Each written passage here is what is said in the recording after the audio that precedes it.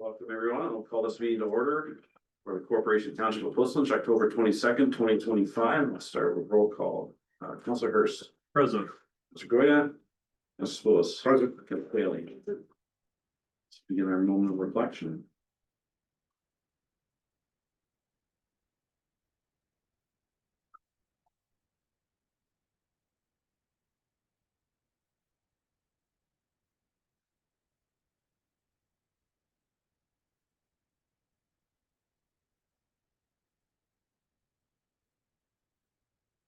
Concludes our moment of reflection. So I first have confirmation of the agenda, please.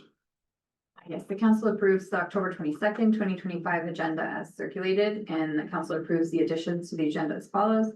Consent item 6.1.1, questions received from council and the corresponding responses by staff. Move, please, Councilor Lewis, Councilor Hurst. Any questions or comments? All in favor? It's carried. Any disclosure of community interest today? Seeing none. I believe we're gonna get right into it. We're gonna go into the We can just receive that one consent item that we added. It was the questions. all right. That's okay. It's not listed on yours because it's added up in the. Got you.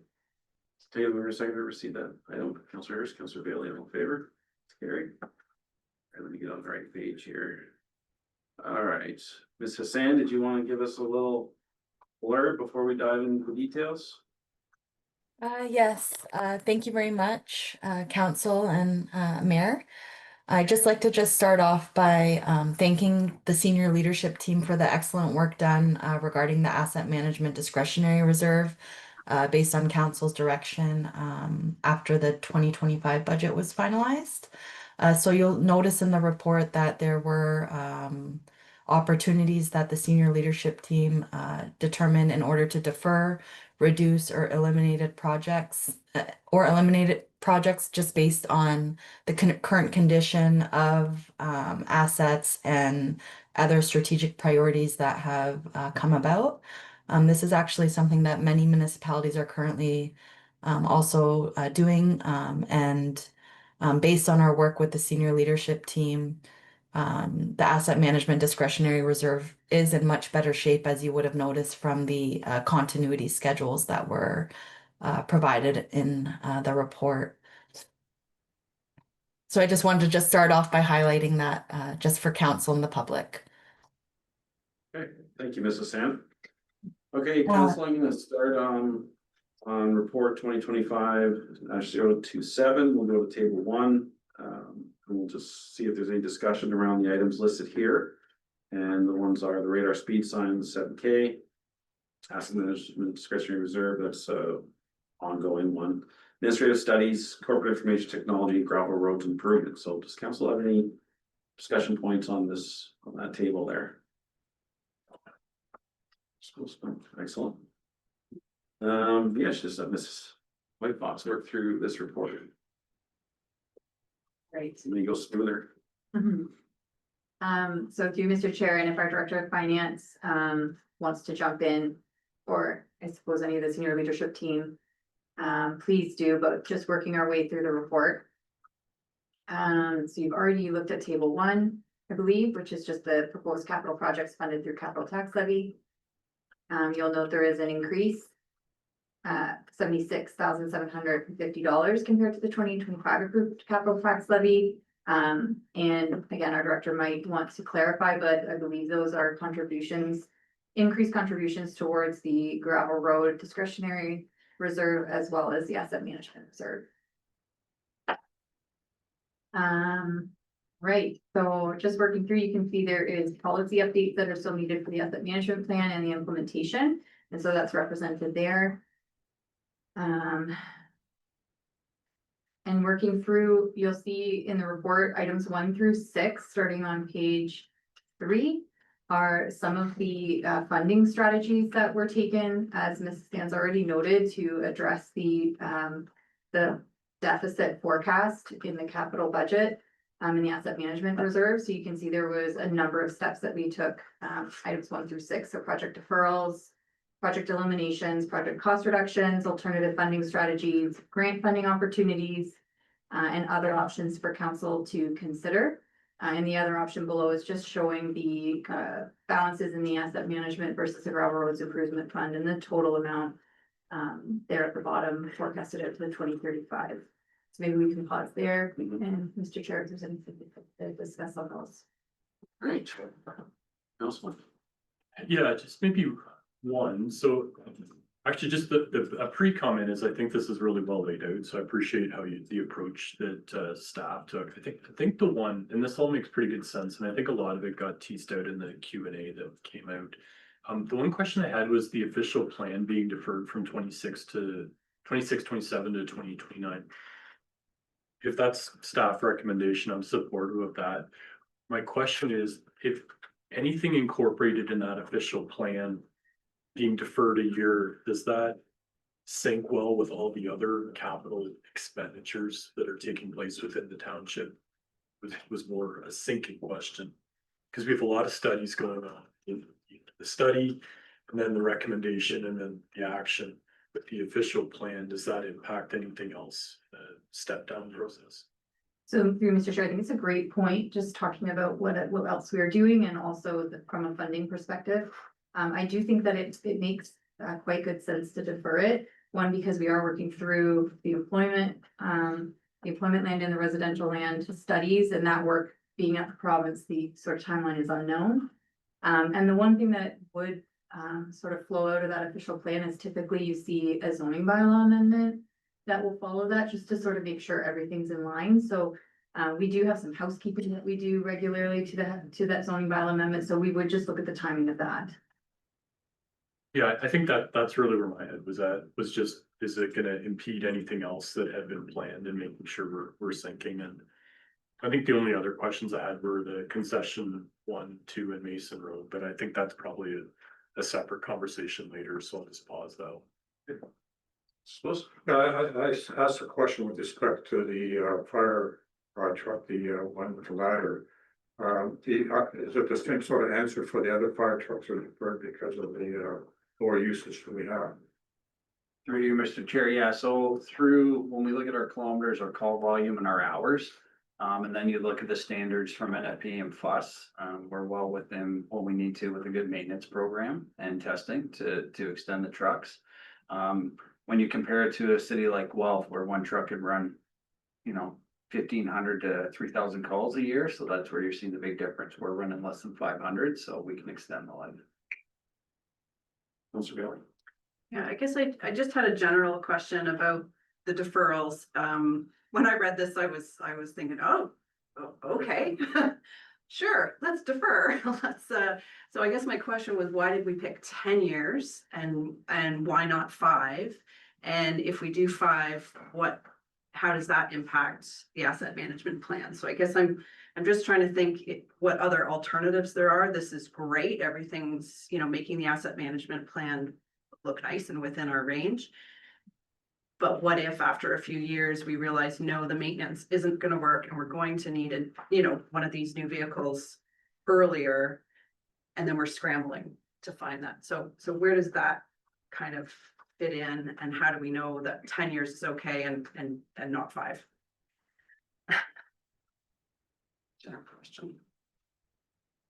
Through you, Mr. Chair, we're gonna have to obviously monitor the maintenance, so as we spoke about, we're getting to a good spot with the trucks for the maintenance, and we're getting them back to where they need to be. We're just gonna have to monitor it and go from there. So if we see in 2 years that our maintenance costs and our testing costs are going through the roof, then we'll have to revisit it and see if this is the best plan, but for now, this was a good way to move forward. Okay, so just to follow up then, maybe Mary can answer this. Is there any merit in putting in a placeholder? We have 2 different tankers and a pumper. So it's 3 different vehicles, all within kind of the same range. Is there value or merit in putting a placeholder as a replacement within the next 5 years? As an in case? So that will impact the asset management discretionary reserve balance. So if that's council's direction, then we can do that. But again, you'll see those impacts to the balance. Well, and that's my point, is making sure that's in there and we can plan for it. And then if we don't need it, that's great. If we do need it, it's in there and we've already planned for it. So I'll chime in a little. So if if you were to take that direction, go 5 years, then your asset management plan is gonna show deficiency, and then the recommendation from staff is going to be add levy. So your taxes are gonna go up to fund the management plan, so, It's a gamble. yes, it's, you know, you have a plan that's funded currently and with these deferrals. There is, I would say, some, call it risk, Mhm. say a truck fails. But if we go to the 5 years, then, you're going to be needing to add the levy to support that replacement at 5 versus 10. Yeah. So, So I guess I just wondered what council's thoughts were on that. Councillor Is the risk, you know, is it Gosh, worth the risk? I'd want to see some financial projections before I make a final decision.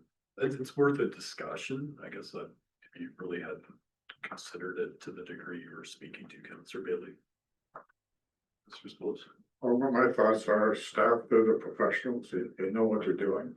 Have to rely on staff on their judgment.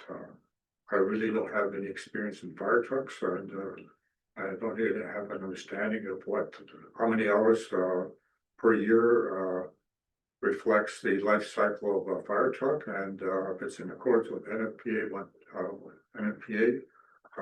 I'm happy with that. I'm comfortable with the 10-year for these 3 trucks. Where I'm drawing some attention to is the aerial truck. I just penned here that we won't have another opportunity to extend that lifetime, so. The aerial truck costing at 2.1 or 2.3, wherever it is a big ticket. I think these trucks at 780K projected is manageable for the municipality. It's the aerial truck, so what I wanted to put in the room was that, I don't know if it's through the fire master plan, how we're looking at our apparatus, but I'd like staff to start reporting back on options. I'm not a big proponent of buying used. I've been doing a little bit of self research. Most used aerials are too old out there. However, there's the odd one that comes up that may be 4 or 5 years old, and if we work off a 30-year lifespan, we would then, in theory, get 25 years out of it. However, they go fast. So I'd like staff to report back on, how to proceed with looking at being in a position where we could purchase a vehicle if it becomes available on shorter notice. Versus waiting till listings at 30 years and you're just stuck with a $3 million truck. Because of what I just said, I think there's the odd time a nice 4 or 5 year old used truck comes up and we can do that. Also, is there a possibility that you could save the ladder off of our current truck and just buy a chassis and do a build of that nature? So I think that for the aerial vehicle, we need to hear back from staff on some options, even if it's I don't know if it'd be a pre-approval. I don't know, but I definitely want staff to be proactive, searching for replacement of that aerial. I don't want to be in a position where we have to spend $3.5 million because of inflation and tariffs and this when that truck comes due. Does that make sense? And I don't know if that can be captured. Also, Pump 32 is a smaller vehicle. Whether this is factual or not, I've heard it has some challenges in providing the service we need. Small, I don't know if there's room for all their equipment, their helmets, this, that in the truck. Is there a possibility of combining 2 vehicles into one, and instead of having a small truck, go to a Quint that have a ladder on the top, single axle? Is there an opportunity to go to a pumper tanker? So I don't know if all this will be captured in the fire master plan, that we're gonna look at efficiencies of combining vehicles. So through you, Mr. Chair, I will include it in the motion today, the draft motion that you're looking for us to report back on procurement options specifically for the aerial truck because of its replacement schedule. And to be able to be prepared for that, I think is the idea, so that if something does come available, we're able to make use of that opportunity.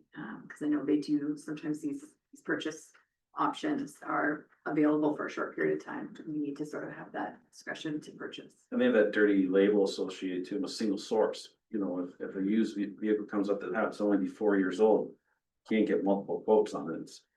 And that likely isn't how our policy is penned, so I'd like some flexibility given to the fire department that if an opportunity presents itself, maybe it'd be at a trade show. There's a deal, need to be ready to go so that we can save some money there. So, does that make sense? So Councilor Hurst thoughts? I like that. I think it's a good recommendation. I don't have anything to add to it. That makes sense to me.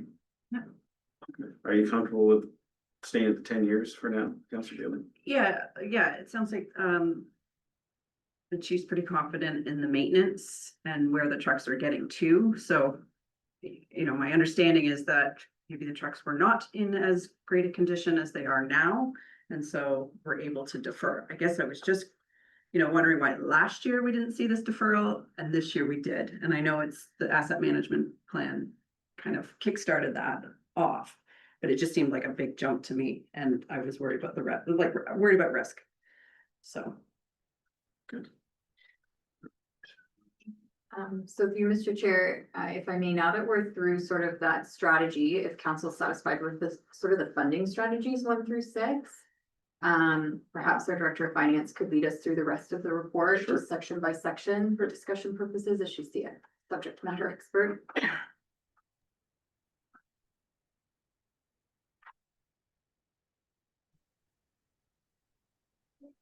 Okay, so the next section just discusses the projected balances for the asset management discretionary reserve and the gravel roads improvement discretionary reserve over the 10-year forecast. And that's just table 2 there, that kind of explains that. There are also continuity schedules attached to the report, which show the various projects that are being funded by these reserves over the 10-year forecast and how that reserve balances changes based on contributions and withdrawals from the reserve. I've also incorporated in here some information regarding council's direction as it relates to the asset management discretionary reserve and how these contributions were determined based on recent direction provided by council. Table 3 again discusses how what the recommended contributions to the asset management discretionary reserve were as part of the 2024 capital budget and forecast, the 2025 capital budget and forecast, and what's being proposed as part of the 2026 proposed capital budget and forecast. And so it shows how those reserve contributions have changed year over year based on council's direction. As always, these are estimates, of course, and the projected figures will change as new information becomes available or as council provides new direction. The report also discusses what the recommended minimum target balance and maximum target balance is for the asset management discretionary reserve. So based on previous council direction, we have increased it by the May to May CPI. And so you'll notice there that the minimum target balance is at 2.4 million with a maximum of 4.8 million. So the May to May CPI was 1.7%. And so that increased the minimum and maximum to 2.4 and 4.8. And fortunately, our estimated balances do meet these targets throughout the forecast period. So that's great news.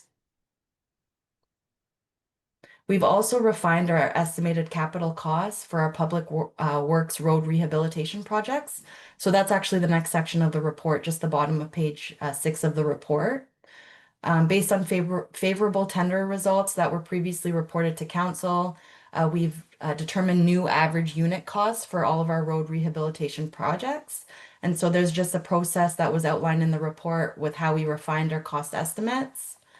And they've had a positive impact on the asset management discretionary reserve balance over the 10-year forecast period. We've also, our Director of Public Works, Parks and Facilities also reviewed existing single lift asphalt roads to assess whether a double lift construction would be more appropriate based on traffic volumes. And so there's some information in that section of the report regarding how much additional cost it would be to upgrade those 3 road sections to a double lift. And our director is here if council does have any questions regarding that. I have a question, Mary. If council were to opt to do, let's say these 3 road sections, That would have an impact on the asset management plan funding levels, correct? Yes, so it would have an impact of, it would reduce the asset management funding, sorry, the balances that I provided in the previous table by 688,000. So I'd like to see it when this capital budget comes back, that impact. I'm not saying I support all three roads, but with the 401 being constantly backlogged, these GPS, whatever they're called now, Waze apps, I guess they're diverting traffic into the township, and these east-west roads are taking more abuse. But at this point, I just need to see the impacts of doing a double lift on those. We could start with the three and what the reserve balances would be prior to any approvals. Okay, perfect. Council on that topic? Yeah. No, I'm good with that. I was wondering, do we have a breakdown of the 688 amongst the three roads? Yes, we do. Let me just open that.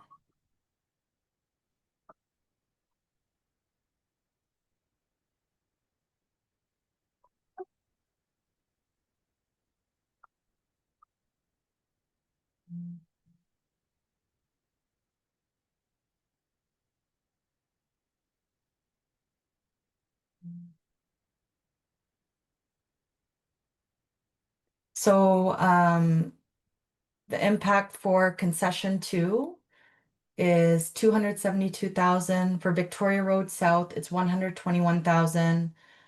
For the one section from Leslie Road West to Flamborough, Puslinch town line, and then the other section from Leslie Road West to County Road 36, it's 295,000.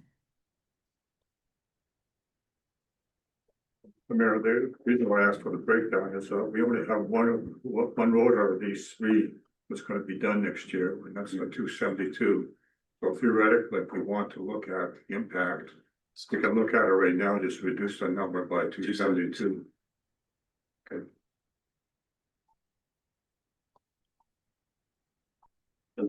Well, 272 over this year.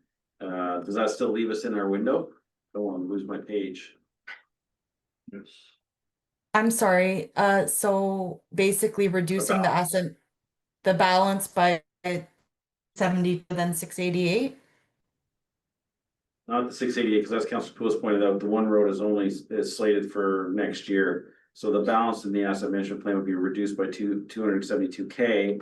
I just asked the question if we're still within our projected balance reserves by removing that 272. So we could, what Councilor Poulos is implying is that, if you approve all three, it has a major impact. You approve one for next year, then it's a less of an impact. That's what we're doing. Yeah, and my numbers say, the 2027 opening balance to 3.473 would be 3.2. So. Yeah, I so don't we know would if be, they're- Go ahead. Go ahead, Mary. yeah, so we would be so the 3 Councilor Sapoulis is correct. The 3.473 in 2027 would only be reduced by 272 for concession 2, which we would still be above our target balance of 2.433 million. So I'm gonna suggest to council that we just keep this on our radar. Mary, I'd even still appreciate you just make a little asterisk and report that at the next capital budget. We will be having a closed session on some initiatives that the township is pursuing. And I feel that this 272K would be part of that discussion, and the CAO has indicated we'll be doing that discussion next meeting, so I'll just pause it for now, but it's definitely something we can still consider. So through Mr. Chair, what I've captured is that we can incorporate the incremental cost to upgrade those sections to double lift in the next iteration of the capital budget for consideration, just so council can see what those projections are. Sure. Okay, great. Thank you, Mr. Sang. Carry on. Okay. So the next section in the report, the bottom of page 7 of 20 of the report is the fire vehicle maintenance on fire trucks. And so with the extension of the useful life to the fire trucks, it is proposed that we increase the operating budget to 80,000. It's currently 48,000, and so you will see that reflection as part of the operating budget for fire and rescue vehicle maintenance costs. Okay. So Okay. operating will go up half a point, that's a little more than half a point, just for the fire truck maintenance. Yeah. Okay.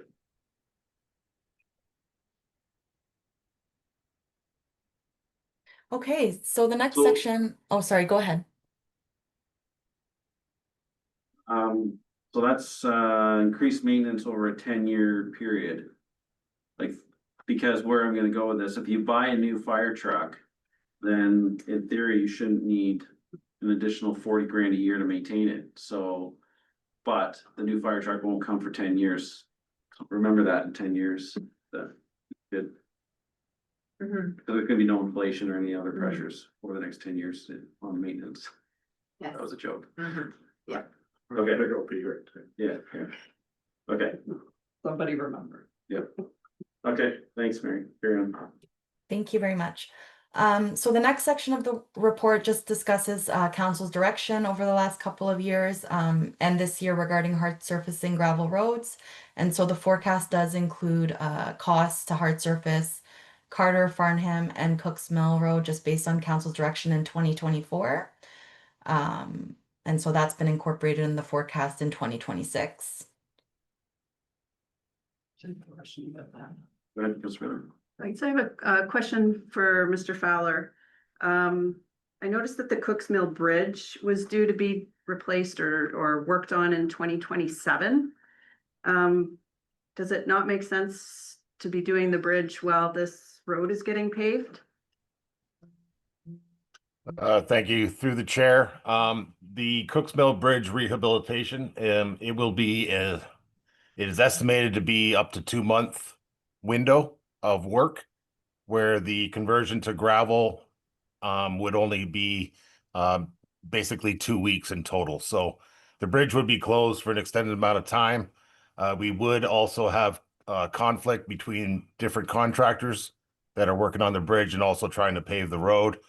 The ideal situation is to have access at either end of Cooks Mill and Carter for paving. That would mean leaving the bridge open.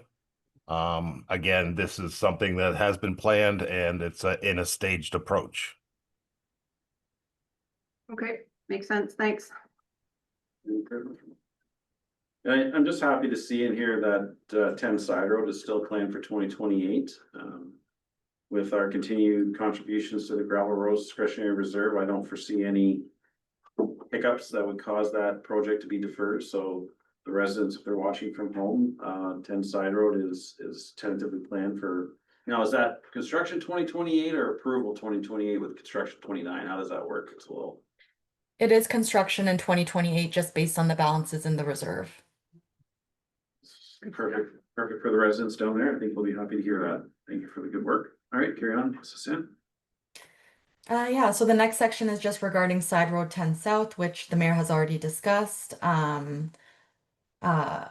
However, in addition to that, just based on council direction from March 2025 regarding presenting a proposed service level increase and associated costing for increased dust suppression on select gravel road sections. Our director has provided a cost estimate that would impact operating should council be in favor of this increased service level of approximately 30,000 each year, and that would provide the director with flexibility to address emerging concerns or deteriorating conditions on any specific gravel road segments throughout the year. So if council does approve that, that would be an operating budget implication.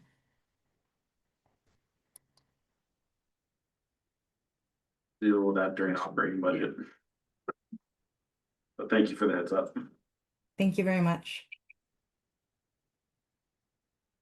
So the next section just discusses our 2026 proposed road rehabilitation projects based on the roads management plan that was completed in 2023. Our director has provided a schedule within the report that discusses the various road sections.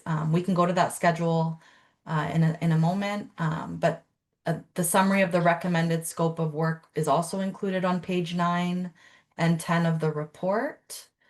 And then whenever council would like us to go towards the schedule, if anyone has any questions about page 9 and 10 of the report, we can discuss those now, and then we can also go to Schedule E of the report, which has further information regarding speed mitigation and other implications associated with some council direction from this year. Schedule E. All right, we have a page. Way at the bottom, Yeah, I'm scrolling and over then 90. 90? I think so. there we are. Oh, this that's signs. Yes, it is page 90 of the report. Or page Okay, 89 you of wanna the walk- report. Oh, Great. She want to walk us through it or how to? Yes, I can walk us through it, and then our director can jump in and add and our CAO as well, just based on their work with speed mitigation. So there is some information within the table which discusses what the current speed limit is for each road and what the speed study recommendation is, as well as what staff's recommendation is for each section of the road and the cost implications associated with this. That's just regarding the table. So if there's any questions about the table, or if the director or the CAO want to chime in, please do so. So through Mr. Chair, council has seen a similar schedule in previous years. It has been adapted based on direction following the paradigm speed study consideration. And so what we've included in here is a phased approach for not just the speed mitigation analysis and wildlife tools if we wanted to implement those at the time a road is reconstructed, but also looking at signage. So what we've done here is any road that is highlighted, any road section for a speed change in the paradigm speed study, you'll see your current speed limit, the speed recommendation from the speed study, and then in the following column, you'll see what staff is recommending to council. We've cross-checked this with the roads management plan that has us keeping a detailed log of complaints that come in about road sections related to speed or any other safety concerns. So you'll see those highlighted there. And then in addition, what we wanted to do to also phase in some of the speed changes was look at the top 2 or 3 roads that have the highest number of complaints and also add those in. If there's any recommendations for speed signage changes or speed mitigation tools. So that's sort of the second part of the chart. The first one is the road rehabilitation analysis, which you'll see those speed recommendations and speed mitigation recommendations. And then the second chart are the phased in implementation based on some of the roads with the speeding concerns that we've seen. So that's the approach that staff have recommended based on the paradigm speed study, so that it's not just a township wide change without really the monitoring or the enforcement to accompany those changes. Where's the money coming from for these? You have 10-4 and 6,500 for the Black Cat. Is that all levy? The Director of Finance will be able to talk about the funding strategy. So the column that discusses the cost implications, I believe that the majority of the cost implications will be addressed as part of the radar speed signs that we purchase every year through our capital budget process. And if there is a project here, the majority of the projects here are included in the road rehabilitation strategy for 2026, and the director can chime in, but I believe that we would include those costs as part of the capital costs associated with the road, so it wouldn't have a tax levy impact. And basically the budgeted costs in the forecast would incorporate these signs, but Mr. Fowler, if you can let me know your thoughts on that. Through the chair, yes, Mary is correct. The intent was to include it in the capital works on identified roads through the asset management when their time is due. Yeah, that's all I have to say on that. And then oh, I'm so sorry. The Black Cat speed camera that's recommended there for Leslie Road West, Victoria Road South to Watson Road South. That would be funded from our radar speed sign budget that we implemented in as part of our 2025 budget. Council. Seriously? Yeah, I'm good with the speed radar signs and the Black Cat. I think those are good assets to have within the community. I still struggle with posting the 50 km/h, like say concession 2 or concession 1, like enforceability. So I'm conflicted between two thoughts here. One is changing the signage within the township, and the other is assets to reduce excessive speeding altogether. So I guess I don't disagree with adding these assets. I'm struggling with the signage changes in my comments. Have we consulted the area residents on these proposals ahead of the construction? So through Mr. Chair, the signage changes specifically, Yeah, the ones that are, we're going from 80 to 50 and so 80 to 60. And there's been no targeted outreach. So it really is based on certainly the roads that we've received the highest complaints on. It's complaints coming into us, but we haven't sort of solicited that feedback outside of the roads management complaint protocol. well, the ones that we're planning to do this year, and if we're going the radical 80 to 50 or 80 to 60, I would think we'd want to reach out ahead of the construction and get their Here's no no, surprise buy-in type of thing. here's a question for you. Can we, as part of the reconstruction, include the money to sign it 50K and then do the outreach? And if the public doesn't want it, then not re-sign it. Thus, I don't think we want to delay the actual. Well, no, fixing the absolutely, road, but we can, like, we got what, 8 months before construction starts. Because I feel that, I don't know if we should be making a decision on going from 80 to 50 in the budget meeting. As Councilor Hurst alluding to, but if we can incorporate it into the costing and then we will, April, once the budget is finalized, whether we do some sort of outreach, get some feedback, and I think it's important to get outreach, because this is radical, like, from 70 to 60, I think, from 80 to 50, that's enforcement. So, Mrs. Sand, can we incorporate the signage? So Still it in has the been cap- incorporated in the proposed capital budget and forecast. It is already incorporated. But there's no negative component that if we don't actually utilize it, because my thought would be that if it's approved as is, you're gonna order signs, you're gonna order more posts. Because you have to sign it every 400 meters. Come April, the project's been approved in February, April, May, June, whenever we have this outreach, we say, oh, the residents don't want it.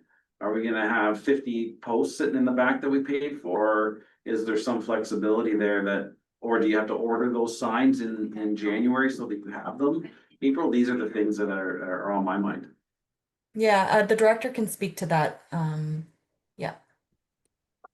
Thank you through the chair. I don't think we're looking at a 3-month window as far as waiting for signs to be made. Usually it's about a 3-week turnaround from our local vendor.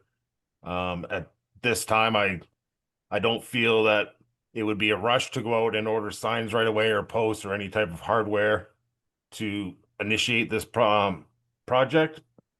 So I think there is still some time for public engagement before we actually go ahead and purchase these materials. I'm good with the recommendation, like, Councilor Seclus was made. That's good. So good. Sorry. We're back to yours.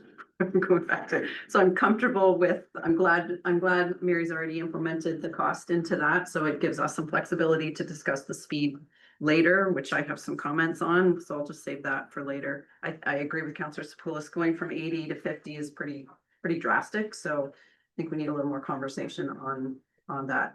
I just do have a question, I think somewhere in this, the notes at the bottom, where it talks about estimated costs for speed mitigation, road widening, somewhere. Do we have any data? Has any data come in about wildlife crossings or any complaints or resident feedback or comments? Is that something we need to be So considering? through you, Mr. Chair, we do track all of that, in accordance with the roads management plan. It does have a complaint database and we've gone back, I believe, to 2018 with our complaint database, so it is fairly comprehensive. Anything that we receive in, we include in that for reporting purposes. Okay, so you would highlight that if it was Yes. of concern for these specific roads. Okay, thanks. Yeah, I just have a question. There's some roads here that staff are now recommending implementing the speeds, like for instance, concession 4. We have numerous complaints. I realize that the ambulance got in, all traffic's done. But as you know, there's a lot of pressure on development in that area. And I would think be easier if we're gonna reduce the speed to do before any development arises. So my suggestion is to revisit that before we say no. I know concession 4 is not slated for construction until a couple of years from now. So through Mr. Chair, we can do public notification to everyone, all road residents living on the road sections, whether we've recommended a speed change or not, and we can get their feedback. Okay, sorry.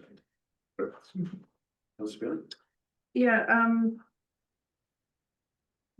generally, if we're talking about changing any of the road speeds, we really need to have a big conversation with OPP regarding enforcement. Would it be possible to either do direct reach out or have them come to a meeting or something? There's no point in us spending all this money lowering speed limits if there's gonna be no enforcement happening. So I guess I don't know what's happening at the county level or the police. I don't know what's happening in their budget to know if there's, increased budget set aside for, extra police helping. But I think we need to know if that's available before we start changing our speed limits. So the provincial government has had a freeze on hiring new frontline officers for years, so there won't be an increase in availability of officers.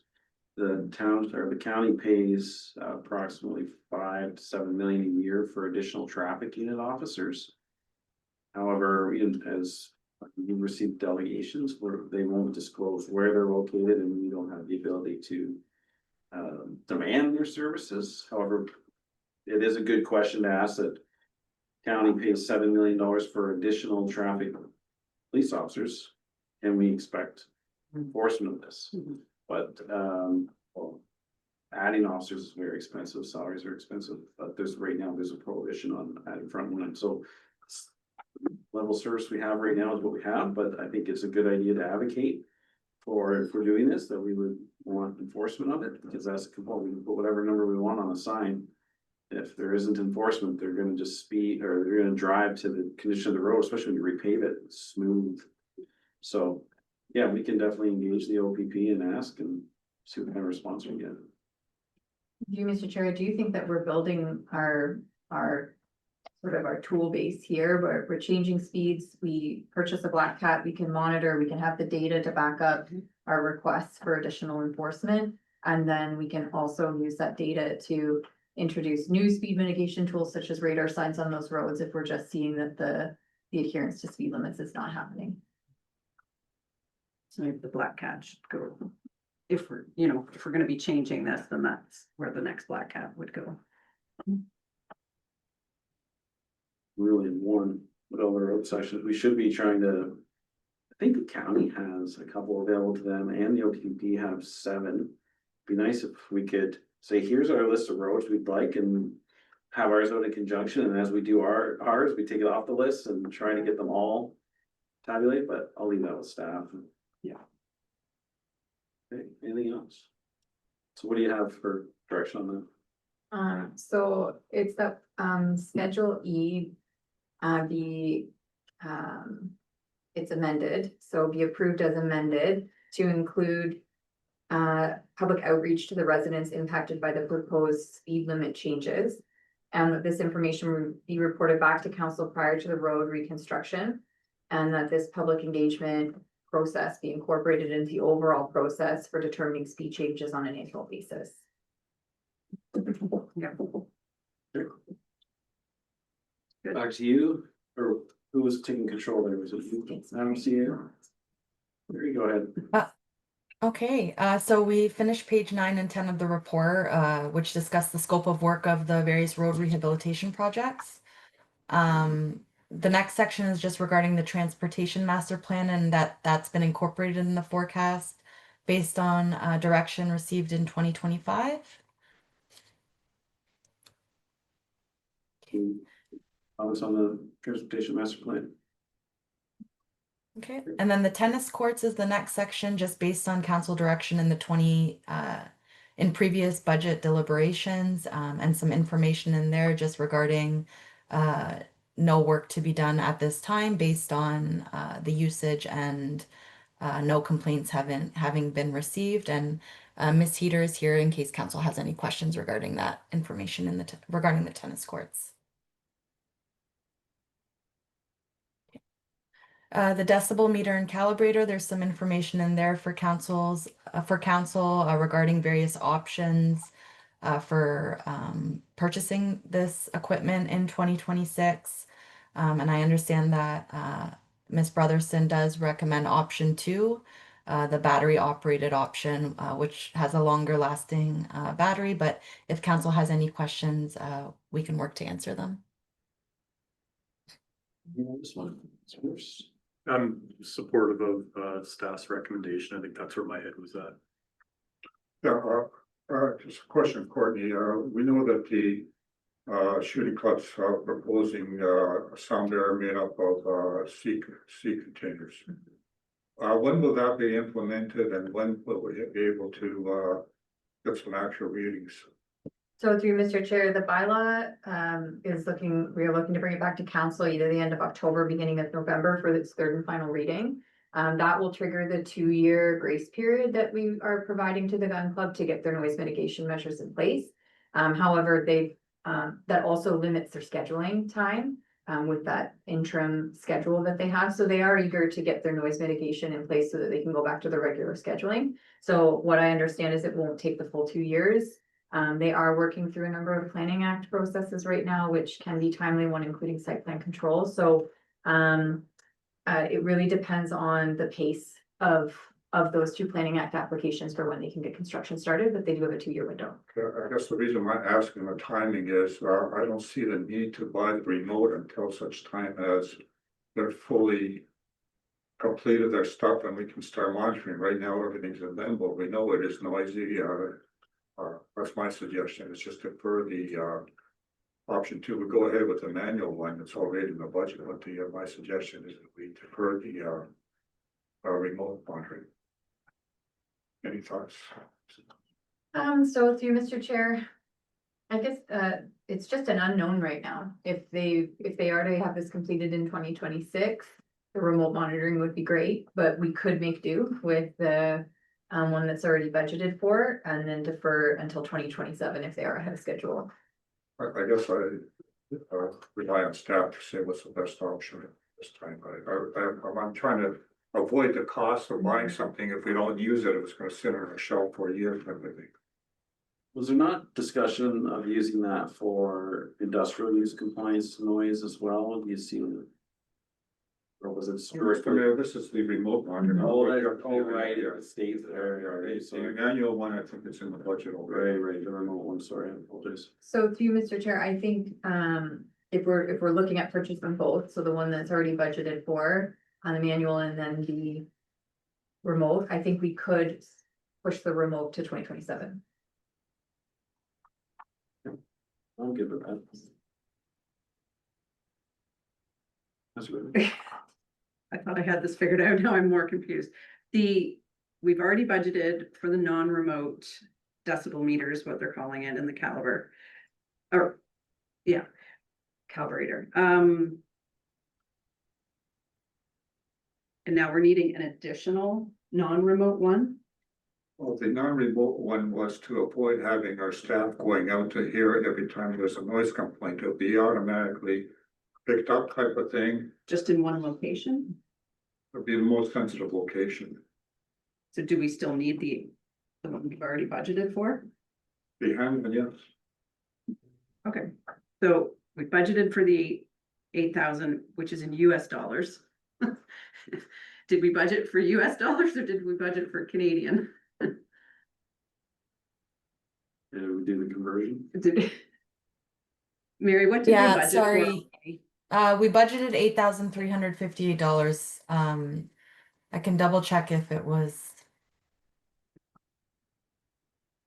So now it's an additional 13 US that is being suggested here.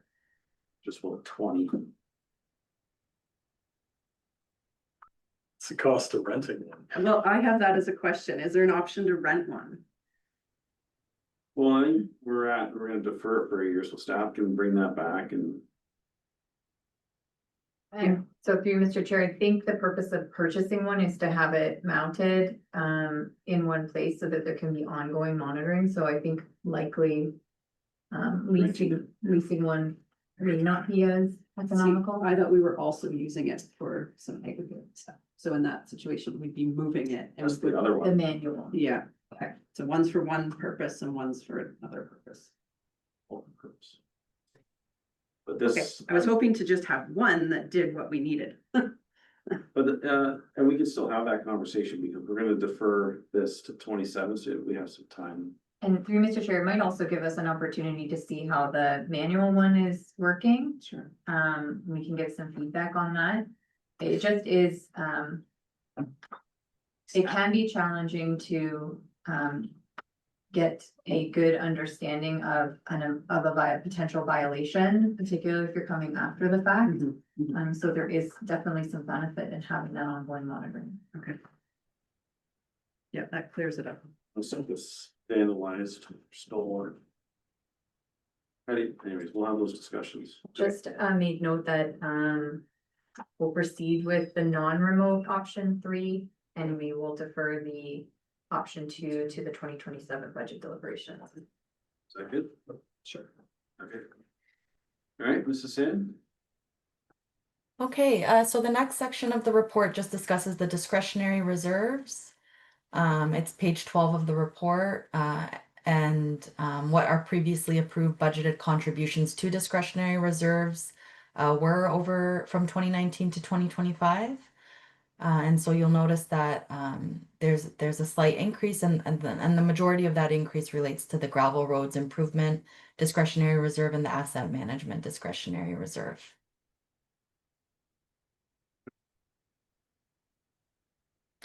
And then the next section of the report just discusses the 2025 surplus allocation and the process surrounding that.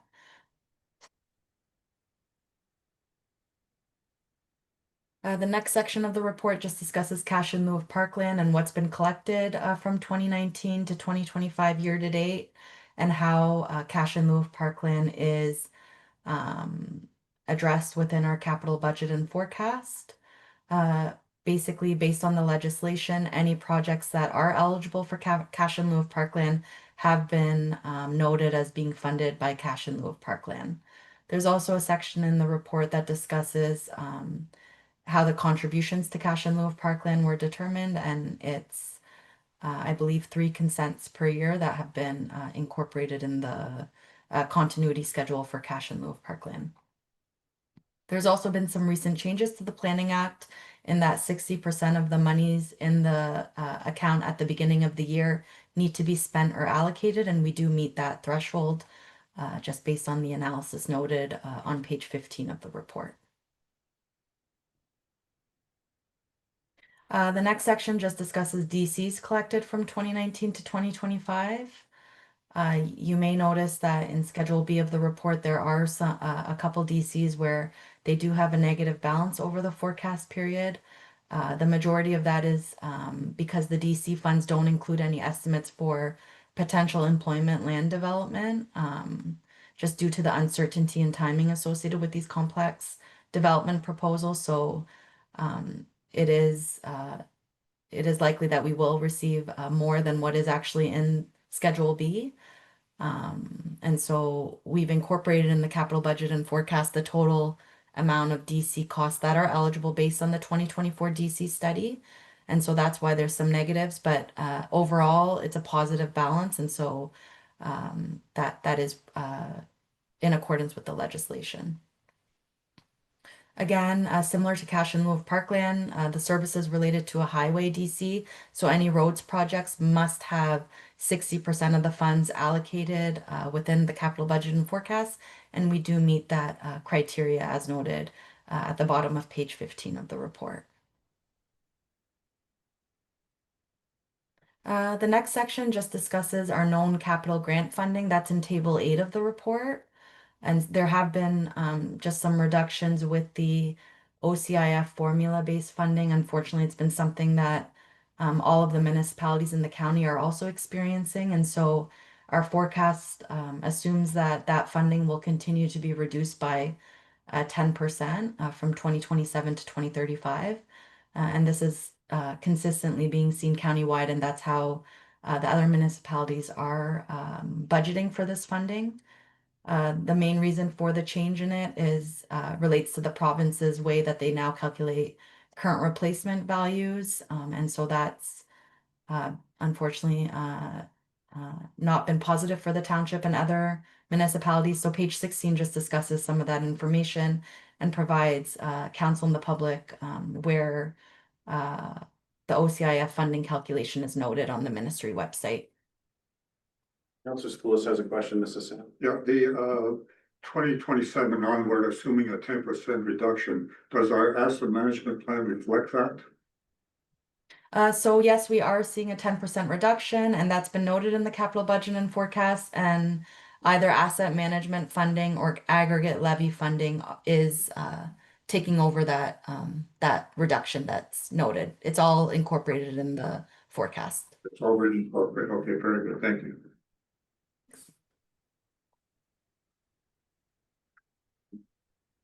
So the next section, oh, sorry.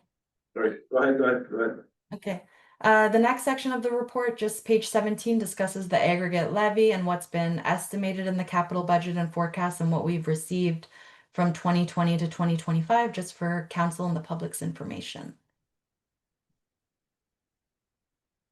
Okay, page 18 discusses how the capital budget and forecast was prepared. As always, it's prepared based on key plans, studies, and council direction received throughout the year. And so that's all been incorporated in the forecast. The bottom of page 18 of the report just discusses what's been proposed for council is a capital budget and forecast of 5.3 million. But it also provides what's been approved in previous years. We have that same analysis for the proposed 10-year plan as well. You'll notice that the 10-year plan has reduced in 2026 to 4.5 million rather than 5 million from the previous year. And a lot of that has to do with the deferrals and elimination of projects that we undertook, as well as a reduction in cost estimates that were undertaken as part of this budget process for reviewing in detail the impacts to the asset management discretionary reserve. Okay, if we can go through Schedule A if that works for council, and that includes all of our capital budget sheets as well. Absolutely. I don't think we need to go line by line, do we? Need to zoom into it. I don't, we did discuss all the major projects. We can go to the capital budget sheets if that works for council. Yeah, we can go right down the capital budget sheets because we've essentially given direction on all the items. None of the capital budget sheets included a levy increase, so if there's a capital budget sheet that I guess the drone we didn't really discuss, have we? So yeah, let's do the Yeah, capital so budget sheets. yeah, so all the capital budget sheets are items that weren't discussed throughout the report. So the multi-use drone, I'll let Ms. Hoyt Fox lead that one. So we are on page, through Mr. Chair, 26 of 96 of the package. So this is the multi-use drone, which is for bylaw enforcement and communications purposes. So, again, getting, sort of better bang for our buck with this. So it is to support the enforcement of township regulatory bylaws. So as we know, we have very large properties in the township. And oftentimes there are potential safety issues and things like that with staff attending properties. And so this allows for, definitely a more efficient, a safer way to observe properties where there has been a complaint. Again, it would only be used in those cases where we're receiving a complaint in accordance with our policy. And then in addition, using it for capturing website content, social media, print publications, things like that. Getting some of the aerial shots at the 175th with a borrowed drone of our new PCC grounds. They turned out amazing. So just being able to do that sort of work in-house. And I think the costing is just included in there. It looks like a $1,600 purchase price. And then we do have some options for training staff that are very low cost as well. Okay, any discussion on the drone? Those are yours. No, the only thing that came to my mind would be any incurred liability of operating a drone. Maybe there is, I don't know. I'll leave it with you, Courtney, to ponder that. Answers, or, so good, thank you. Good. We can use this for industrial properties, any properties, right? We can- Air compliance. And so through Mr. Chair as well, to that point, the borrowed drone that we used, we also did the video footage of the 401. So when we were looking to show the MTO during our delegations, the backup of traffic, those shots ended up being very good compared to what we had, compared to the alternative with the, I think we used like a helicopter, or I'm not sure what we used previously. So it does have a really good range of uses in that way. Every town could rent it. That would pay us to do it. It's, I mean.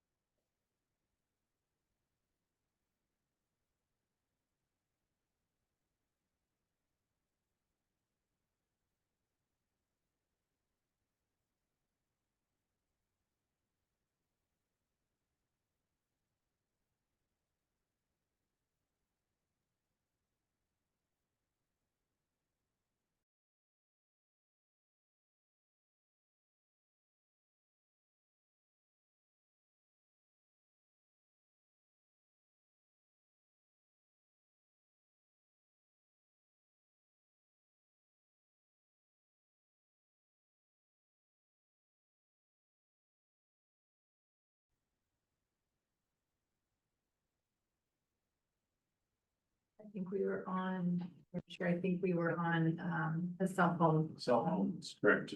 Yes. And you were gonna speak to that? Yes, so this budget item is to incorporate cell phones for council members to be used for business purposes.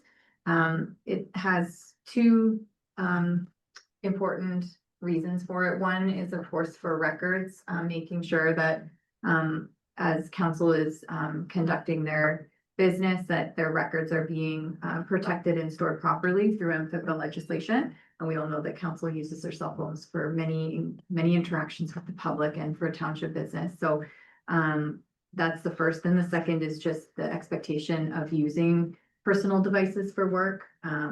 That's something that we're trying to get away from. So it's the purpose of it is because of those two reasons. And you can see that there is costing here. There's two options. We can incorporate this for January start in 2026, or if council prefers, we could defer it till the new term of council. But regardless, those phones would be reused with the new term of council as well. I believe they have a 2 to 3 year lifespan on them, 3 years. So they would carry forward regardless of whether we started in 2026 or 2027. Okay, any discussion? Yeah, maybe a couple of comments from my standpoint. Maybe my recommendation is make this an optional policy, like if the council that doesn't want to use the township cell phone is this mandatory thing. Maybe my other one is like, how's this been implemented in other municipalities? Yeah, I don't know, but that's something I was thinking about. So yeah, I think less of a budget conversation from my standpoint and more of a, operationally kind of where my head was going. So they're not widely opposed to it. Personally, do I think I would use it? Probably not.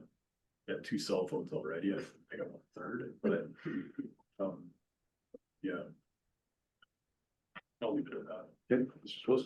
Yeah, I personally would think, this would start at the next term of council, because right now I've established all our contacts and everything, and then, it's a new clean slate with the new council.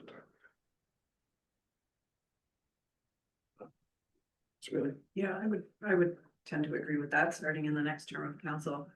Is there any link or relation to risk assessment or our insurance policy or anything like that implementing this?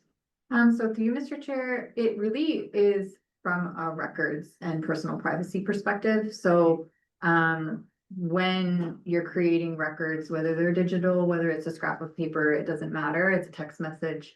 And it's in while you're conducting your business as an elected official or a staff member, any sort of record that would be subject to freedom of information if a request came in, it does provide that privacy protection for a member should they have to produce a record from their personal device. So that's a big component of this, that it sort of separates the business and personal for our members, similar to what it is for staff. I think it's wise to have council members using a corporate device. If they opt to not do that, I think it should be strongly recommended that you don't sign off. I feel that if we bring in these phones, we should develop a policy about connecting to Wi-Fi. My limited understanding of how some municipalities have been hacked is that a member, whether it be staff or council, takes their device, maybe you go to a coffee shop and you connect to a Wi-Fi, and then some bad person has a fake Wi-Fi and you connect and you put in your passwords, and that's how they hack the corporation. So for me, from my perspective with the county phone, I never connect to Wi-Fi's. I use the cellular data. Most of the plans are unlimited anyway, so there's no additional cost. So either a policy around Wi-Fi or any risks associated with those breaches, or at least